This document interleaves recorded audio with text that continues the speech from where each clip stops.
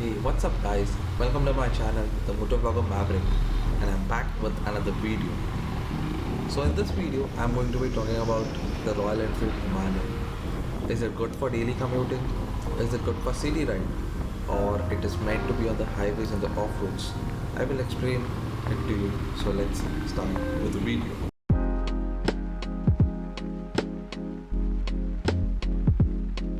So according to me, the Himalayan is not meant to be a commuter.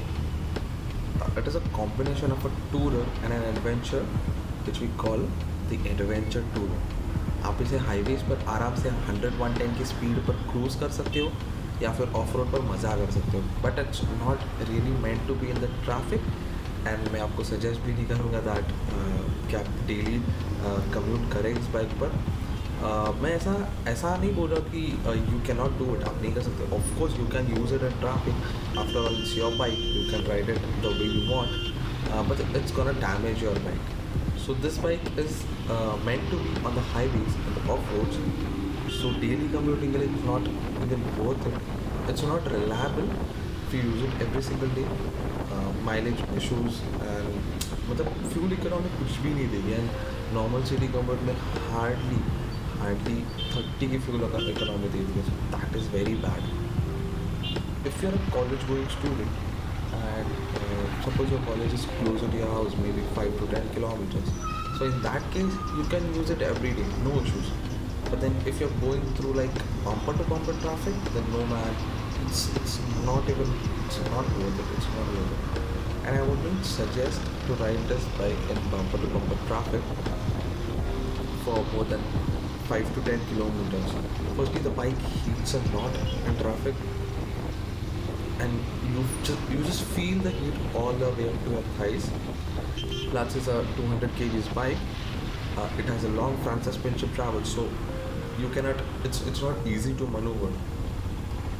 And being a 411cc bike, low fuel economy, and yeah, so those are the things which are there with the Himalayan continuously.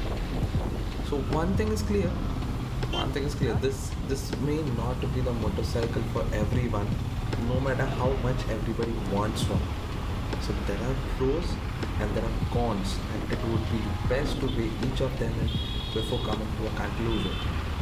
So I'm a Himalayan owner and I rarely take my bike for city rides. That's because I know the consequences of daily riding this bike in the city. It's a big bike, it's heavy, but yeah, you'll get used to it once you use it for 3 to 4 days. But I would suggest, if you're planning to buy a big bike like the Himalayan or the Dominar or the Versus or the V-Storm, just make sure that you have that extra bike with you for daily commuting. So in my case, I have the 2013 Unicorn, which I use for daily commuting, and for long rides I use the Himalayan. Also, the mileage in the city riding conditions would vary between 23 to 29, depending on your riding style and the way you use your throttle, your clutch, and everything. So I ride the bike aggressively, so I get around 25 to 26 in city, and around maybe 30 to 33 during the highways with the pillion. I have for solo I got around 34 to 35 kilometers per liter on the highways.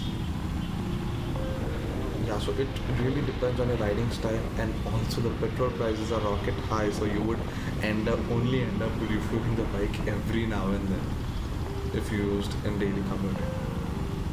Yeah, so my final verdict is, don't buy the Himalayan if you plan on daily commuting. Not suggested.